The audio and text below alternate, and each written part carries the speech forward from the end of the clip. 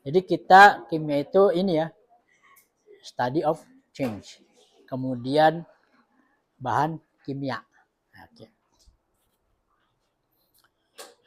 Reaksi. Yang jelas tuh belajar kimia berarti bahan kimia. Misalnya nih saya nyuruh kalian nih makan atau minum bahan kimia. Mau nggak? Kenapa nggak? Hah? Takut ya bahan kimia ya?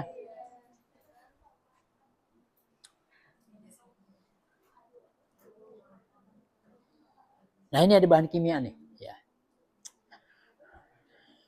Bahan kimia ini mengandung etil heksanoat, etil butanoat, timetil segala macam nih. Ada glisin nih bahan kimia nih. Ya. Ini saya nyuruh nih ya. Kalian makan ini. Berani? Berani nggak? Bahan kimia ini saya sediain nih. Terus kalian makan. Tadi kan bahan kimia kan nggak berani makan kan? Nah ini ada bahan kimia nih. Saya suruh kalian makan, berani nggak? Kenapa? Berbahaya gitu. Apalagi selain berbahaya.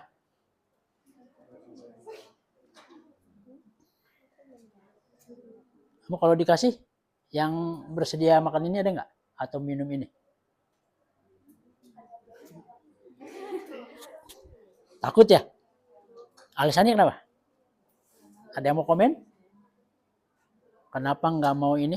Bahan kimia ini saya kasih kamu makan. Atau saya kasih sekian juta misalnya. Mau nggak makan ini? Nggak mau ya? Nggak mau, benar? Takut ya? Kamu mau nggak? Nggak. Kamu? Kenapa nggak? Bahaya bahan kimia. Iya. Kalau kamu? Tetap enggak. Ini semuanya nggak ada yang mau kan? Bener nggak mau ya? Oke. Intinya dalam persepsi kalian tuh nggak aman kan? Karena ini bahan kimia. Dan bahan kimia ini sebetulnya adalah ini. Kalau ini mau makan? Tadi nggak mau. Karena sebetulnya yang kita konsumsi in our daily life ya bahan kimia kan. Tinggal bahan kimianya apa sih gitu. Dah. Pisang secara umum mengandung ini ya. Nah ini kan udah jelas ini bahan kimia kan. Udah jelas bahan kimia. Jadi masih takut makan pisang? Udah enggak ya? Oke, ya ini intermezzo aja bahwa kenapa kita perlu pelajari kimia ya karena memang ya ini tujuannya karena inilah yang menjadi sumber kehidupan kita dengan cara mengonsumsi bahan kimia ya yang aman tentunya ya. Oke. Unik juga ya kalian takut makan pisang ya. Kalau ngeliat komposisinya aja sih kayaknya berbahaya nih. Pas olah bentuknya kayak gini. Ya. Sama halnya ini. Ini bahan kimia. Ya kan? Ini latte. Saya sih jarang minum latte, biasanya kopi apa americano kayak gitulah. Americano atau long black atau kopi tubruk. No sugar. Saya no sugar karena lebih tahu bedanya kalau ini kan apa ringan gitu kan, apalagi yang saset, walaupun seringnya saset juga gitu kan, gitu. Ini kan bahan kimia ini, dalam komponennya kan ini segala macam juga bahan kimia. Oke, relevansi kita mempelajari kimia ini dikaitkan dengan nutrition atau ilmu gizi adalah food composition tadi ya. Pisang itu consist of component of chemical substance, berarti kan tersusun oleh komponen kimia. Tadi yang namanya apa nih apa ini gitu kan. Berikutnya digestion, jadi proses mencerna. Misalnya kalian mengonsumsi karbohidrat, oke, sarapan kali kalian apa? Ya, ada yang sarapan nggak tadi pagi? Atau tadi makan siang? Makan siang ya. Kalian makan apa? Hah? Nasi aja? Ayam terus? Oke, itulah pokoknya. Oke. Nasi ya. Nasi apa nih? Nasi. Oke. Itu kan karbohidrat. Ketika kita konsumsi, apakah nanti bentuknya nasi? Dia karena karbonhidrat akan berubah menjadi glukosa. Glukosa menjadi ATP. Itu mau nggak mau adalah chemical reaction. Jadi reaksi kimia. Kemudian metabolisme. Nah, itu juga proses pemecahan dari karbohidrat menjadi glukos itu metabolisme, termasuk dia menjadi ATP, lalu kita menggunakan ATP itu menjadi sumber energi, itu adalah metabolisme. Sebaliknya pembentukan karbohidrat adalah katabolisme. Kemudian nutrient interaction, jadi interaksi antar komponen. Ya, jadi apa yang kita konsumsi itu mereka saling berinteraksi. Oksigen sama hidrogen berinteraksi menjadi air ya. H2O berinteraksi dengan yang lainnya juga akan terjadi chemical reaction ya. Nah, contoh lain lagi misalnya ini raw meat atau daging mentah. Ya. Kalian proses ya dengan panggang atau mungkin rebus. Ini kalau contoh ini steak ya, berarti itu dipanggang ya. Ada yang berbeda nggak? Apa bedanya? Apalagi rasa juga kan. Kalau ini rasanya ya begitu. Pas jadi ini enak. Ini ada reaksi kimia. Ya. Kalau kita lihat ini ya secara mikroskopik, oh ini matang. Jadi enak. Warnanya beda ya, mencoklat segala macam, browning reaction. Yang terjadi ini secara mikroskopi adalah terjadinya reaksi kimia. Dalam hal ini Maillard reaction ya, reaksi Maillard. Jadi kalau ada bahan makanan, kita proses pemanasan, di bahan itu mengandung protein, kemudian ada gula, ada panas, terjadilah rantai reaksi dari yang namanya Maillard. Itu jadi flavornya enak gitu kan, rasanya juga enak. Mungkin ada yang pernah ke mall, itu ada toko roti misalnya yang dapurnya kebuka sehingga kita bisa mencium aromanya kan, itu bagian dari reaksi Maillard. Ya, ini ilustrasi intinya ilmu gizi itu sangat erat dengan yang namanya chemistry. Oke. Nah, di ilmu istilahnya di kimia ini sangat erat kaitannya dengan yang nama metode ilmiah. Ada fenomena, lalu kenapa terjadi fenomena tersebut, kemudian dilakukan eksperimen, lalu jadi yang namanya nanti teori ataupun hukum. Contoh misalnya gini, pernah bikin kue? Pernah. Bikin pertama kali berhasil? Atau gagal tuh kan? Ketika gagal, kalian komennya apa? Kayaknya perlu ini nih. Paham kan? Kayaknya kurang ini nih. Ketika kalian punya statement seperti itu namanya hipotesis. Paham ya? Kayaknya perlu nambah gula. Ya, hasilnya apa jadi? Hipotesisnya lah penambahan gula ini akan berhasil cake-nya. Itu hipotesis. Lalu kalian melakukan hal itu, ditambah gula atau apalah. Kan ketika fail pasti kan kalian nyoba-nyoba kan. Nah, itu bagian dari metode ilmiah. Sampai ketika berhasil kue jadi yang kalian hipotesiskan terbukti. Ternyata nggak juga jadi. maka akan muncul hipotesis yang lain. Lalu kita lakukan hipotesis itu, jadi. Akhirnya kalau jadi, maka kita punya kesimpulan. Bentuk kesimpulan itu jadi teori ataupun hukum. Teori itu evolve, berkembang, akan berubah ya, tergantung situasi atau mungkin perkembangan teknologi. Tapi kalau law ataupun hukum itu memang dari sananya. Misalnya hukum kekekalan energi, ya memang begitu gitu kan. Hukum gravitasi ya, hukum apalah punya itu, hukum itu nggak berubah, itu memang udah dari sana ya. Tapi kalau teori bisa berubah tergantung situasi yang menengkupannya. Nah, okay. Ini metode ilmiah ya. Oke, jadi chemistry itu adalah kita mempelajari materi dan perubahan yang terjadi ya. Oke.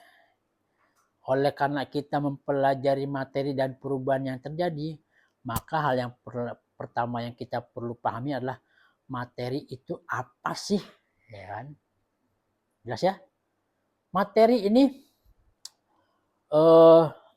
sesuatu yang menempati ruang dan juga memiliki massa, quantity ya, inherent.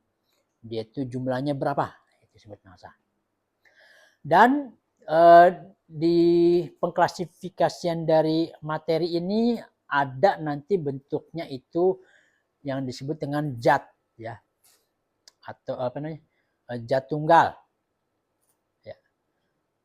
Zat tunggal, kemudian ada juga yang disebut dengan campuran. Kalau campuran adalah campuran dua atau lebih zat tunggal. Campuran ini masih bisa kita pisahkan secara fisika ya, menjadi masing-masing zat. Adapun zat tunggal ini ada dua pengklasifikasiannya, unsur dan senyawa. Ya. Unsur misalnya natrium, klorida, itu unsur. Dia akan membentuk senyawa atau komponen ini menjadi NaCl alias garam. Bisa nggak dipisah secara fisika biasa? Nggak bisa, dia mau dengan cara kimia. Ya. Tapi kalau mixture atau campuran ini kita bisa balikin ke zat awal dengan cara fisika. Campuran. Nah, campuran ini nanti ada dua, yang homogen, tercampur sempurna, sehingga kita tuh nggak bisa bedakan tuh mana komponen penyusunnya. Adapun kalau dia heterogen, ini masih bisa kita bedakan. Contoh, teh. Teh sama air, ya biasa teh sama air kan itu kan. Betul ya? Ada nggak yang makan teh gini? Nggak ada kan? Kalian pasti mengekstrak teh kan? Mengekstrak teh, komponen teh larut. Jadi teh sempurna kan? Atau mungkin air sama gula larut. Kita nggak bisa bedain itu mana gula, mana air. Ini juga kita nggak bisa bedain ini mana teh sebagai substances ya, kemudian air. Karena nyampur sempurna. Tapi kalau dia itu minyak dengan air, kita campur, masih bisa kita bedakan. Nah, kalau yang kayak seperti itu namanya heterogen. Jadi kita masih bisa mengenali ya perbedaannya dari campuran tersebut. Bisa dipahamin ya? Nah, jadi kalau nyampur sempurna, ya homogen. Nggak tercampur sempurna, ya heterogen atau malah nggak nyampur. Ya. Jelas ya? Itu secara garis besarnya. Ada yang punya contoh? Mana yang homogen sama yang heterogen? Nah, bentar. Biar ini cepetin dulu. Soalnya nanti malah nggak salah. Jangan sampai kelewat maghrib, kasihan juga ya. Besok ada kuliah. Jam Jam 8. Mata kuliah apa? Oh, komunikasi. Oke ya, materi ya itu di seluruh alam semesta ini ya kan memiliki 3 bentuk: padatan, cairan, gas. Ya. Contoh padatan atau padat, misalnya nih yang paling gampang nih yang sering jadi contoh bentuk materi karena bisa interkonvensi yang gampang, misalnya air. Air bisa jadi padatan kan, es. Kemudian dia melalai jadi air biasa ya. Kemudian bisa jadi gas kan, gas panas jadi steam atau uap. Semuanya air. Itu mungkin yang paling mudah dipahami ngambil contoh air ya. Ya. Contoh lainnya misalnya bentuk dari kalau padatnya itu bentuknya kaku ya, rigid. Kemudian bentuknya memang tetap ya atau tertentu. Ini butter ya udah kokoh lah. Adapun kalau yang fase atau state-nya itu tidak sekaku solid, maka itu liquid. Dia itu tergantung dari wadah atau kontainer atau tempat dia berapa namanya singgah atau menempati tempat tersebut ya. Misalnya dia di botol ya bentuknya kayak botol gitu. Contohnya ini ada minyak, ada susu, apalagi air, apalagi yang liquid, bingung liquid padahal lagi ya, ini liquid juga nih kan, liquid apa bukan. Kemudian untuk yang berikutnya, state yang berikutnya adalah dari materi itu bentuknya gas. Itu lebih apa ya, ini expand maksudnya ini bentuknya apa ya, istilahnya nggak tetap ya, cenderung hidup maksudnya nggak jelas lah. Ini lebih apa, udah nggak jelas, udah nggak rigid, tapi dia bisa mengalir laksana liquid ya, itu ya gas ya. Contohnya uap, karbon dioksida yang ada pada soda ya. Nah, yang menarik dari keadaan materi ini, dari bentuk-bentuk liquid, gas, ataupun cairan, padatan ataupun gas itu mereka bisa bertukar-tukar ya. Ini bisa kayak gini. Tadi air bisa bentuknya padat, dia bisa jadi air, bisa jadi gas. Yang lain juga sama. Butter padat ya kan? Apa ya, butter itu mentega ya. Bentuknya bisa cairan nggak? Iya, kalau kita panasin melt, bisa jadi cairan. Bisa jadi gas nggak? Bisa juga. Kalau suhunya tinggi, atau mungkin logam, logam kan padatan kan, bisa nggak jadi cairan? Bisa. Misalnya dikasih suhu tertentu tinggi, misalnya besi ya, dikasih suhu sekian dia akan meleleh, jadi liquid kan. Bisa nggak jadi gas? Bisa juga. Berarti suhunya tinggi sekali. Bahkan ada planet tuh namanya planet Jupiter kalau nggak salah ya. Itu kita nggak bisa menjejak di situ. Kalau di bumi kan masih bisa jejak ini ya. Kalau di Jupiter kita nggak bisa menjejak karena itu isinya gas. Gitu. Walaupun kalau di ini kelihatannya kayak planet ada landasannya ya, ada. Tapi istilahnya ketika di situ itu adalah kumpulan gas. Semua logam itu gas di situ. Berarti besar sekali ya, suhunya tinggi sekali suhunya. Ya, ini proses misalnya namanya interkonversi ya, perubahan ya. Misalnya kalau meleleh air apa ini padatan menjadi cairan ya. Contohnya es krim meleleh. Es krim yang tadinya solid jadi liquid ya. Kemudian membeku. Misalnya dari apa? Dari yang bentuknya cair menjadi padat ya. Kemudian misalnya ada juga dari cairan menjadi gas dengan cara penguapan atau kita memanaskan dengan suhu, kalau air itu 100 derajat ya. Kalau komponen yang lain mungkin di atasnya lagi. Minyak bisa juga menjadi uap ya. Lalu sebaliknya juga dari yang gas itu menjadi liquid ya, menjadi cairan berdasarkan ini nanti titik beku ya gitu.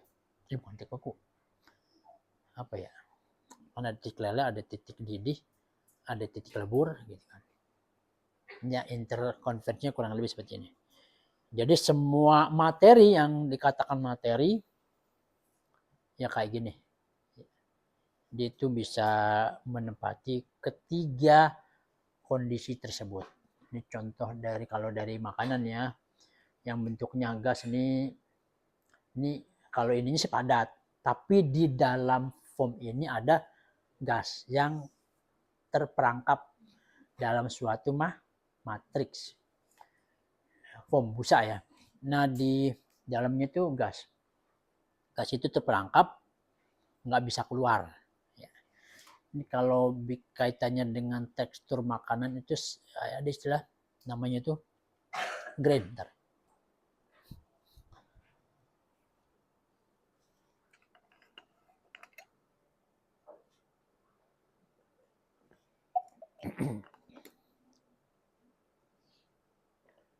Ini hangat, itu dingin, batuk. Ada istilah grain, semakin kecil halus grainnya. Ini contoh misalnya es krim ya, maka es krimnya itu semakin lembut. Tapi kalau grainnya atau rongganya itu besar, es krimnya cenderung kasar. Roti, grainnya itu kecil halus, cenderung lembut, empuk. Tapi kalau rongga dalam itu besar-besar, cenderung keras. Ya. Itu gas yang terperangkap di dalamnya. Kemudian bentuk yang liquid, ya. Lalu ada berikutnya yang solid, ya. Ya.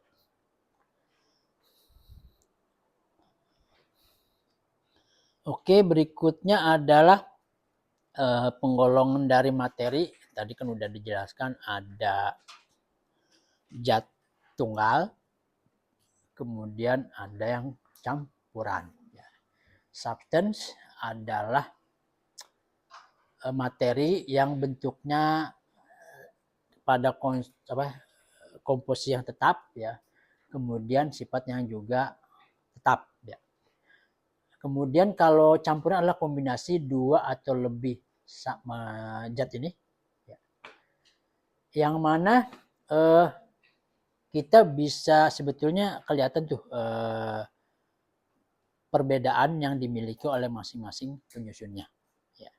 Kita bisa lihat itu perbedaannya, masih bisa kita tentukan. Kalau zat ini misalnya tadi apa, zat tunggal, air, etanol dan seterusnya, garam. Kalau campuran, nah ini udara itu terdiri dari macam-macam komponen ya. Di situ ada oksigen, di situ ada mungkin apa segala macam gas ya. Kemudian soft drink, Coca-Cola ya misalnya, itu kan campuran dari berbagai macam komponen. Ini mungkin juga saya bilang campuran. Ini isinya nggak tahu apa ya isinya, pokoknya latte aja gitu. Ada susu ya, krim juga ya, air, gula, kemungkinan itu atau sama kopinya ya kan, campuran. Ya. Tapi kalau zatnya apa nih? Air sendiri, ya kan? Kopi itu senyawa ya, kopi sendiri, ya. Gula sendiri, ya, itu substansinya. Ini jadi campuran. Nah, campuran ini nanti kalau kita nggak bisa lihat perbedaan secara karakteristik masing-masing penyusunnya, homogen.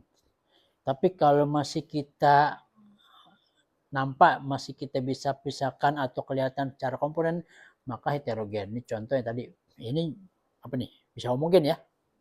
Kan nggak bisa dibedakan kan? etanol, apa namanya, gula yang dilarutkan di air, atau gula, atau misalnya gini, teh air gula, homogen kan, karena nyampur semua, kita nggak bisa nentuin mana-mana ya kan, mana gula mana. Tapi kalau misalnya apa nih, minyak, air, kalau nggak ada emulsi ya, kalau emulsi malah cenderung homogen kan, nyampur. Kemudian sebentar, emulsi itu masih bisa kita lihat perbedaannya kalau pakai mikroskop. Jadi ke susu itu nggak homogen, tapi cenderung heterogen. Karena kalau kita lihat secara pakai mikroskop itu ada globula lemak, jadi kita bisa tahu tuh mana komponen lemak, mana komponen protein, mana air. Ya, jadi itanya lebih ke heterogen. Ya. Atau mungkin air dengan minyak itu kita bisa maksudnya membedakan. Ya. Atau kalian misalnya tukang bangunan nih, pasir, semen, bisa tahu kan mana semen, mana apa pasir, dan memang tidak tercampur secara langsung homogen. Ya. Nah, kalau yang campuran ini bisa kita pisahkan dengan cara fisika. Caranya apa memisahkannya? Misalnya dengan cara menyaring ya. Ini coffee filter. Ini kopi yang ini ya, yang roasting itu, biji kopi di halus bubuk, lalu dicampur air, ampasnya akan terpisah dari ininya, paham ya? Atau kopinya sendiri juga kita bisa pisahkan. Ini kopi sendiri kan ada tuh kopi yang larut sempurna kan, karena itu dipisahkan dari airnya setelah diekstrak. Jadi ini kopi digiling halus ya, setelah roasting, campur air ya, lalu ampasnya dipisah, filtrasi, kan tinggal larutan kopi ya. Itu masih bisa kita bisa tuh, kopi sendiri sebagai ekstrak, air sebagai pengekstrak. Ya, jelas ya, dengan cara filtrasi bisa juga ya. Atau dengan cara evaporasi, airnya kita uapkan, tinggal ekstrak kopi. Atau misalnya kita bisa memisahkan, tadi kita bikin larut teh manis. Gimana kita misahinnya? Bisa kita misahinnya. Kita evaporasi, ya. Terus teh sama gula kan nyampur tuh. Misahinnya gimana?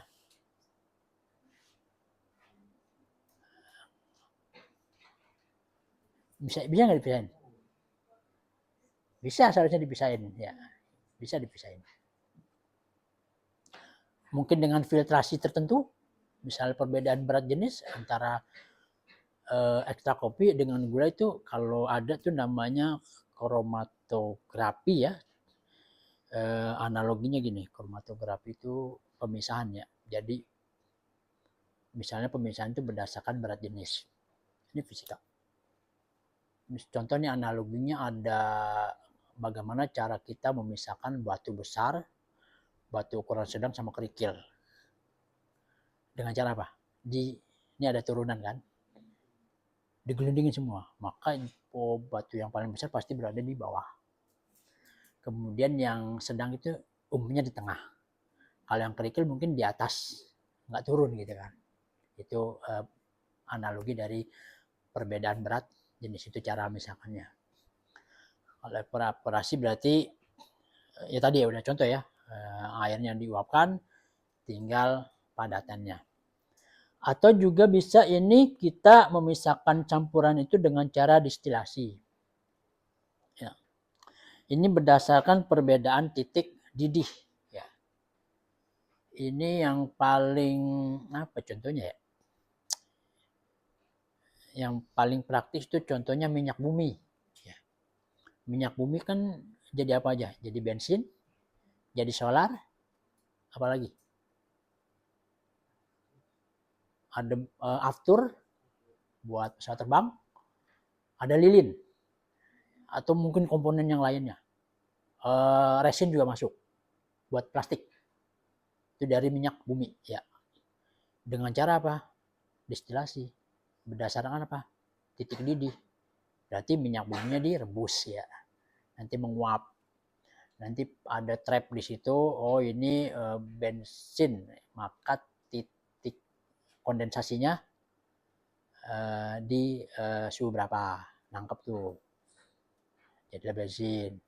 Sampai lilin segala macam. Itu cara memisahkan destilasi. Di industri minyak atsiri atau aroma itu juga dengan cara destilasi. Misalnya kita mengekstrak minyak kayu putih. Minyak kayu putih ya.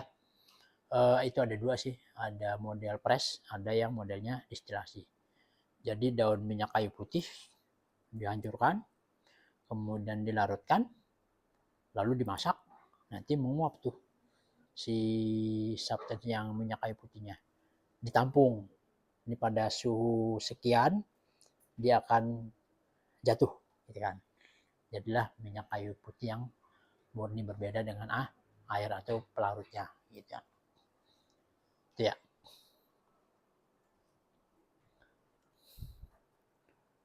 Udah mau maghrib ya. Oke, berikutnya klasifikasi berikutnya adalah unsur dan senyawa. Unsur kayaknya sudah bisa dipahami ya. Oksigen, hidrogen, apalagi natrium klorida, itu unsur.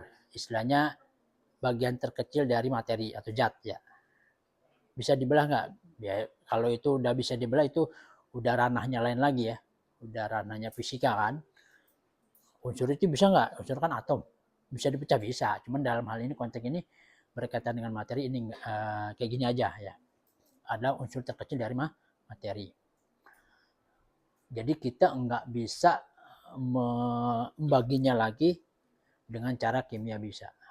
Berarti ini cara yang fisika apa ya namanya? Pokoknya yang teknik tinggi gitu kan.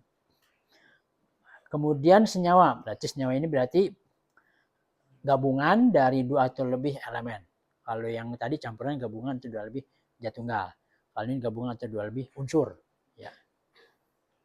Yang dapat dipisahkan menjadi masing-masing unsurnya dengan cara kimia. Ini contohnya air tersusun dari unsur apa?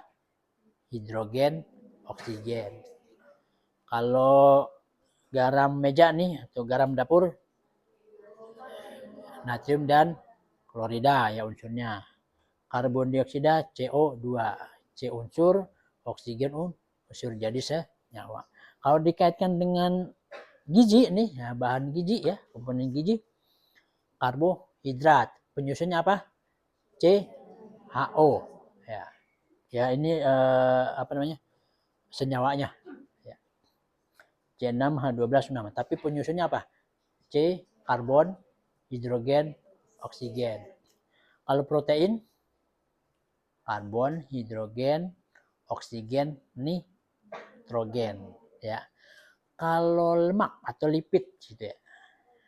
Lipid itu minyak atau lemak. Penyusunnya apa? Ada yang tahu? Penyusun lemak unsurnya. Karbon, hidrogen, oksigen. Sama nggak dengan karbohidrat? Penyusun karbohidrat apa unsurnya? Karbon, hidrogen, oksigen. Penyusun lipid atau lemak, karbon, hidrogen, oksigen. Kalau penyusun protein, karbon, hidrogen, oksigen, nitrogen yang utama. Walaupun di beberapa senyawa asam amino itu ada sulfur juga. Cuman secara umum adalah CHON. Yang sama apa? Karbohidrat dengan lemak. Kira-kira apa yang kalian tangkap dari sini? Artinya apa? Karbohidrat itu bisa menjadi lemak. Demikian pula lemak akan bisa menjadi karbohidrat dalam kaitannya kalau di metabolisme tubuh kita menjadi sumber energi. Oleh karena itu untuk yang diet, kenapa sih kurangi karbohidrat? Karena di siklus Krebs karbohidrat itu setelah mengalami glikolisis ya, masuk ke siklus Krebs, dia akan transform into fatty acid, jadi asam lemak. Karena penyusun atau unsurnya sama.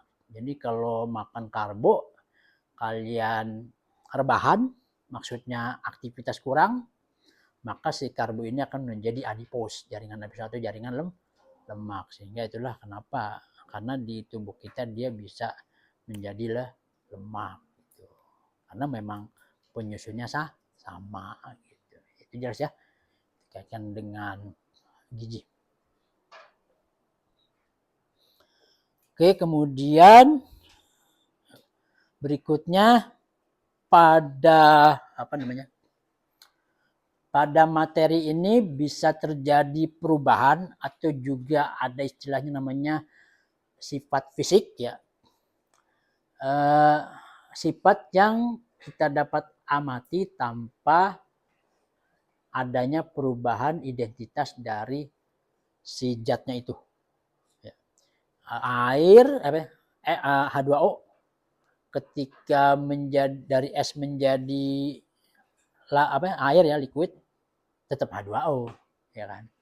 Identitasnya, karakteristik H2O nggak berubah. Apalagi mentega nih, butter ya, penyusunnya mungkin asam lemak apa-apa, dia cuma meleleh aja tapi isinya tetap dia, misalnya asam linoleat, karakteristik dari linoleat atau linoleat tetap ya. Paham ya? Enggak merubah identitas zatnya. Misalnya juga ini gula terlarut dalam teh, tetap dia sebagai sugar enggak berubah. Akan tetapi dia itu akan berbeda karakteristik awalnya ketika terjadi perubahan sifat kimia. Contoh, misalnya nih, gula. Gula itu ada proses pemanasan nih, akan berubah menjadi coklat, kecoklatan, browning. Dan berbeda karakteristik dengan gula awalnya. Ketika kita kasih panas nih, ada reaksi, pasti perubahan kimia itu. Jadi mulai air pada gula itu hilang, maka jadi hidrat dia. Kemudian si gula itu akan menjadi yang namanya karamel. Paham ya? Karamel itu udah beda dengan gula. Karamel itu pasti coklat. Flavornya juga beda dengan gula. Ya, kalau gula nggak ada flavornya kan, dia cuma taste aja, rasa. Tapi kalau udah karamel, aromanya beda. Artinya itu terjadi perubahan kimia. Ya.